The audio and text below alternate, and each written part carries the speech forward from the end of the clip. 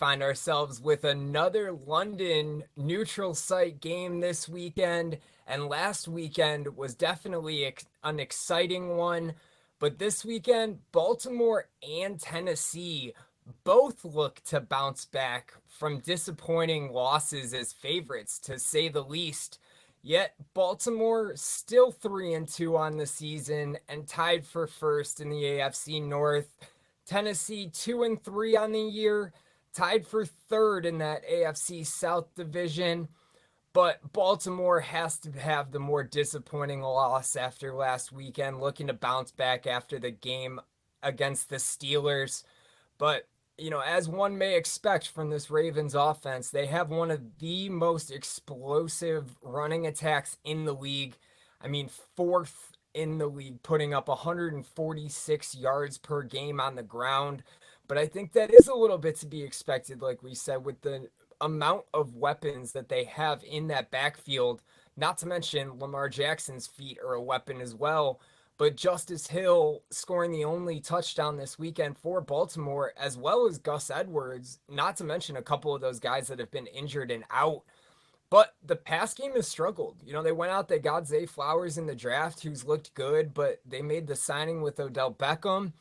Still just 26th in the league in passing yards per game, averaging under 190 a game, despite over 6.5 yards per attempt. But part of that issue is going to be with their offensive line. And I know it's injury based for the most part, but they've allowed sacks on 10.5% of their dropbacks. 27th in the nation, and Lamar Jackson is obviously a guy who can get away from him too. So something to be said about the amount of pressure that's coming from opposing defenses. But Baltimore defense themselves is something to keep an eye on without question. I mean, their offense has been explosive. People are watching Lamar Jackson and the money that was spent on the offense. But how about the defense that's second in the league in yards per game allowed?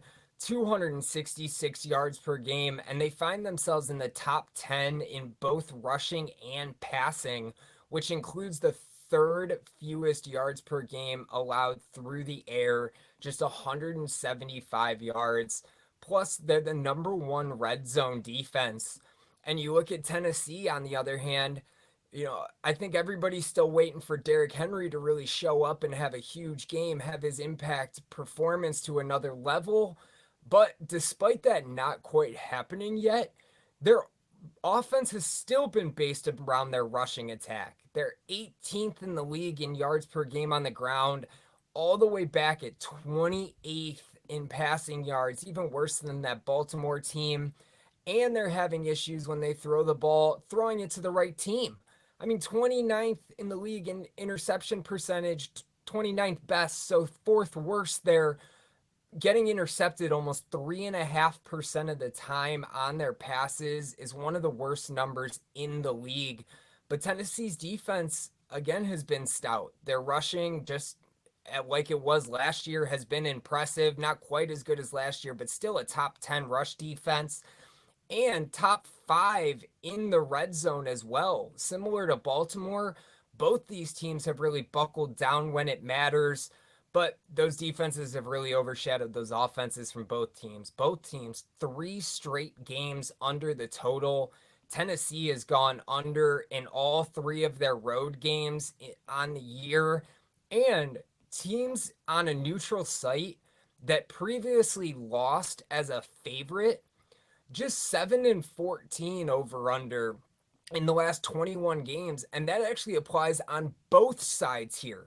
Tennessee coming off a loss as a favorite, so is Baltimore, and Lamar Jackson has struggled against this Tennessee team. So I'm looking at the under in this early game matchup in London, but plenty other action this weekend too, guys. Make sure you check out these videos on the screen. You can like and subscribe as well. You'll get all the notifications on all the videos that we post, and make sure you guys go check out wagertalk.com. And while you're there this weekend, use the code JM10 on Saturday or Sunday to get $10 off my all-day pass and get yourself some gridiron action for the weekend as well.